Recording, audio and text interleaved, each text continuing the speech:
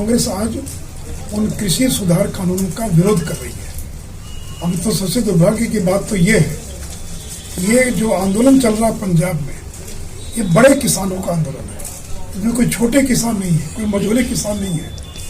ये जिनके पास washing machine है, जिनके घर में एयर कंडीशनर है, जिनके पास मारुति गाड़ियां हैं, जो सूट बूट जूता पहनते हैं, ऐसे बड़े और संपन्न किसान आपने टीवी चैनल्स पर देखा होगा कि तो कोई गरीब किसान दिखाई नहीं पड़ता है।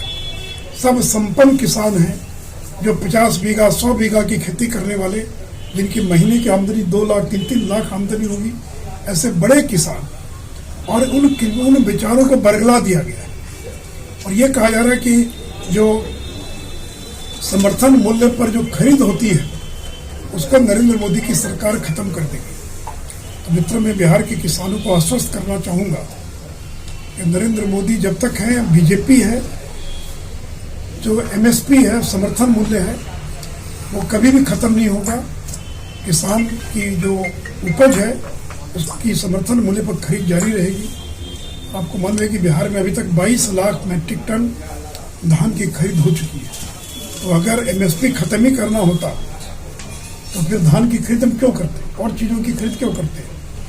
और अब इस आंदोलन को हाईजैक कर लिया है वामपंथियों ने। ये योगेंद्र यादव कौन है, ये हन्नान मुल्ला कौन है, ये सीपीएम के बहुत बड़े नेता पंजाब के, और 1 दर्जन नेता, किसान नेता ऐसे हैं जो कम्युनिस्ट पार्टी से जुड़े हैं, नक्सलियों से जुड़े हैं, वामपंथियों से जुड़े हैं, और जो चाहते हैं कि किसी तरह का कोई रास्ता नहीं निकले। और वो लोग, उन लोगों ने किसानों के नेतृत्व को हाईजैक कर लिया है। ये अगर कोई कानून बना है तो आप बताइए क्या खामी है, हम उसको सुधार करेंगे। लेकिन आप ये कहेंगे कि नहीं, पूरे कानून को ही वापस ले लीजिए। तो संसद ने अगर कोई कानून बनाया है उसमें संशोधन हो सकता है, और केंद्र की सरकार 1 दर्जन संशोधन करने के लिए तैयार है। और तो केंद्र ये भी कह दिया कि हम 1.5 साल तक इस कानून को स्थगित करने के लिए तैयार है।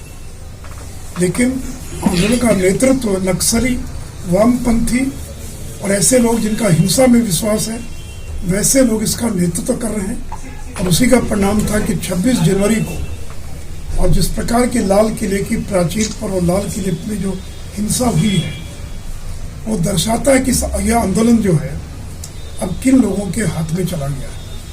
इसलिए मैं बिहार के किसानों को धन्यवाद देना चाहूँगा जिन्होंने वामपंथियों के और इस मानव श्रृंखला के आंदोलन को, कार्यक्रम को विफल कर दिया।